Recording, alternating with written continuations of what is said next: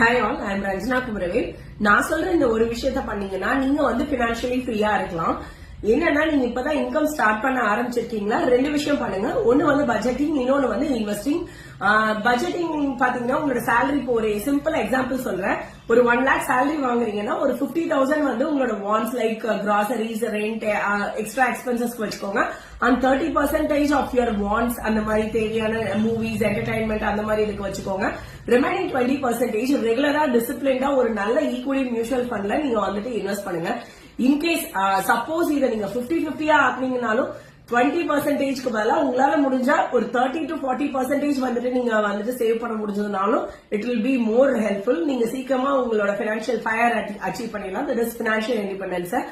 So இதை விட ரொம்ப முக்கியமான விஷயம் என்னன்னா, இன்னும் ரெண்டு விஷயம் நீங்க கண்டிப்பா பண்ணி ஆகணும். எதெல்லாம் உங்களோட வெல்த் எரோட் பண்ணணும்னு பாத்தீங்கன்னா, உங்களோட ஹெல்த் இன்சூரன்ஸ் அண்ட் உங்களை நம்பி ஒரு ஃபேமிலி இருக்காங்கன்னா கண்டிப்பா நீங்க வந்துட்டு லைஃப் இன்சூரன்ஸ் எடுத்துக்கோங்க. இந்த விஷயத்த நீங்க பண்ணும்போது நீங்களும் பினான்சியலி ஃப்ரீயா இருக்கலாம். இந்த மாதிரி இன்ஃபர்மேட்டிவ் வீடியோஸ்க்கு சஞ்சனா MF பேஜை ஃபாலோ பண்ணிக்கோங்க.